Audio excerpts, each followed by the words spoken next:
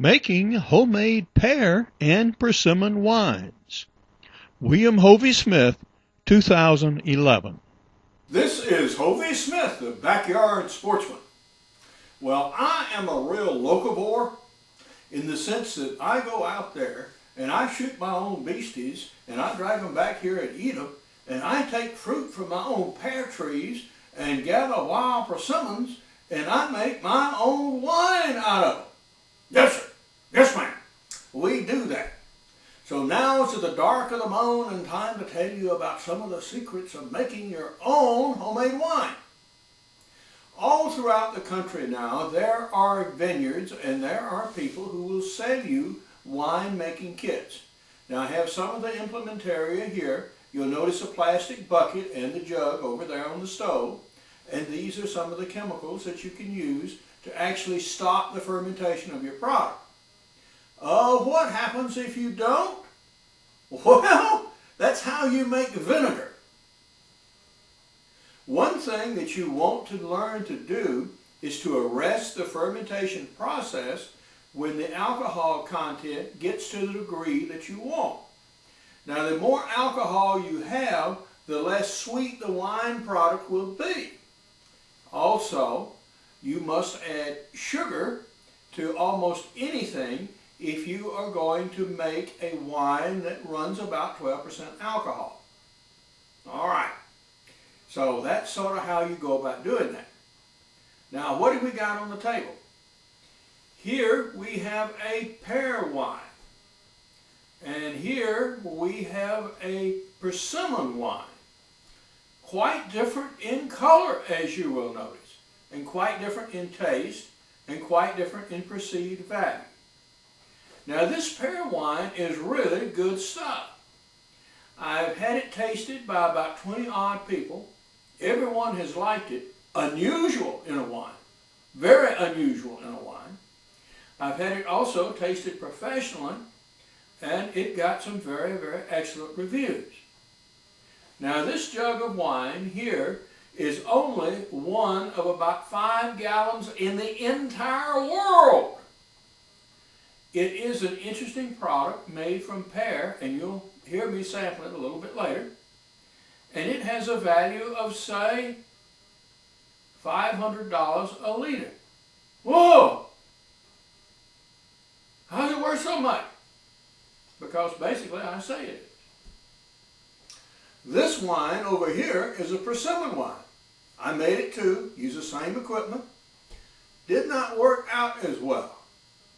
Now this has been similarly tasted, and this wine has a value of about 50 cents a liter. What's the difference? The difference is this wine making done at home, the way I'm doing it, is just as much an artwork as anything else, except it happens to be in a liquid and drinkable form. I'm taking risk in putting this stuff together. This is my second year of making this particular kind of wine. All right, so the first batch turned out sort of okay, and I tweaked it a little bit, forgot some things, and did some things different, and used 2 varieties of pears, and so on and so on and so on. So this batch of wine will never, ever be exactly replicated again. Scarcity gives it value. That's one measure of value. But not all scarce things are valuable. All right, what else? Well, it has been tasted. People like it. People find it quite different. It's different from anything on the market today. It's new. That gives it value. What else? Well, this is potentially a commercial product. So, this is the only sample materials left. It's what remains of these 5 gallons. That gives it value. My persimmon wine, on the other hand, well, it's drinkable. It has a modest alcohol content. This has about 14%. This has 6, 8% maybe. So it's a good, drinkable product, but it's not as near as good as this. This also looks better as a wine. You'll notice this is a commercial wine here, and you can contrast the colors. This is a good looking wine. Pear wines in general have a very, very poor reputation because of the delicacy of the taste. Now, what people have tried to do in the past is they have tried to disguise that and added other grape juices or other things to bulk up their product, and they just use it as part of a raw material in the winemaking process. This is done particularly on some inexpensive wines. All right, but if you take the pear itself and you cook it down like I do, and you take the mash and you squeeze it out, and you ferment the product, about 25 steps in this process, by the way, and then you come up with something that's very, very unusual and very drinkable. Okay, so let's see what we got here. Okay, so here we have it in a typical mason jar. Now there is a little sediment down in the bottom, and that's a detriment to it, but the color is good, even in relatively small amounts. Pour it up. There are some bubbles. It's still working a little bit.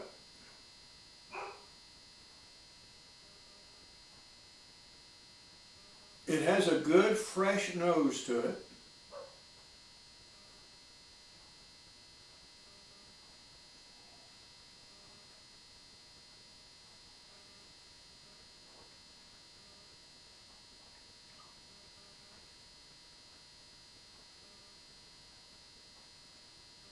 In taste, it's almost a little bit astringent. It is a good palate cleanser. If you were eating mutton, for example, and you had that tallowy mutton taste in the back of your mouth and throat, yeah, now this cuts it.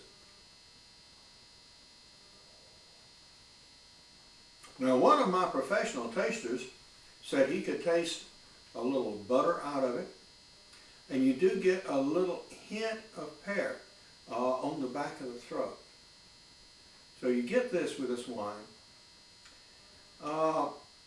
It does somewhat resemble a slight hint of grape juice, of grape flavor, of citrus. And that's what gives it its cleansing effect and makes it a quite drinkable product.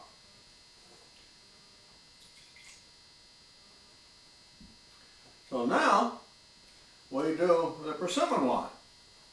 Quite different in color, as you have seen. Don't get any bubbles out of it. It's done what it's going to do.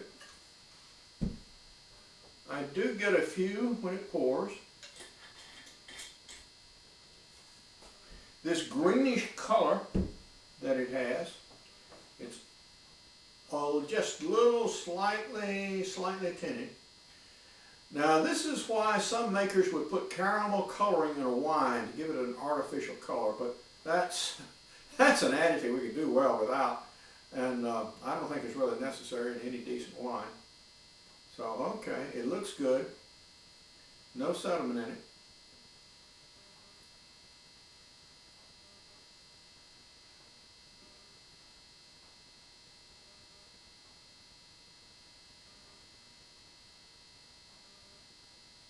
It does have a distinctive aroma, difficult to pin down, floral, a little bit of chrysanthemum there, but faint.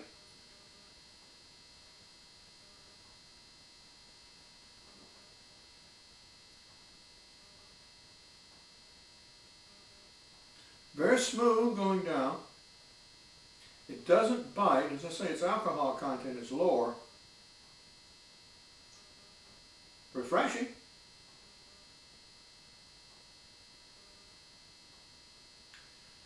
but not really wine so far as alcohol content goes. As I say, this has about half the alcohol content of wine.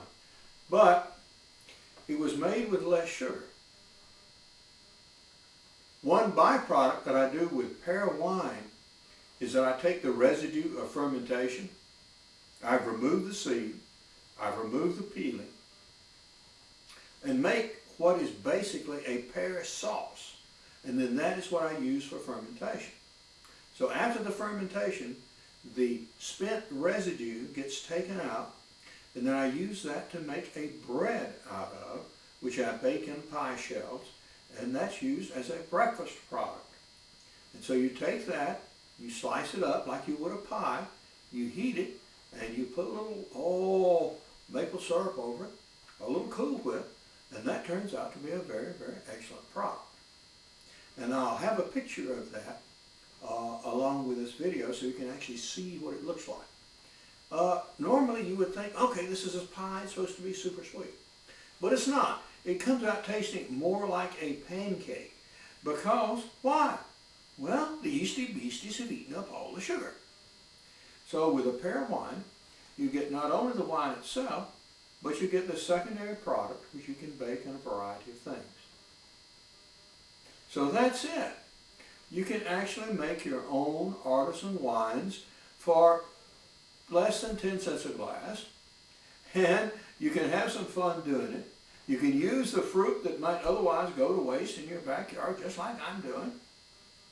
But now, this is Hovey Smith reminding you to hunt what you eat what you hunt.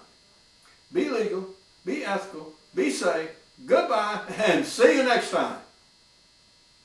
Here is my Pear Slap wine on the left and Persimmon wine on the right, and my breakfast dish. I'm best known as the author of Backyard Deer Hunting, Converting Deer to Dinner for Pennies Per Pound. For more information on my books, blogs, videos, and radio show, Hovey's Outdoor Adventures, go to my website, www.hoveysmith.com. Good hunting and good eating from the outdoors.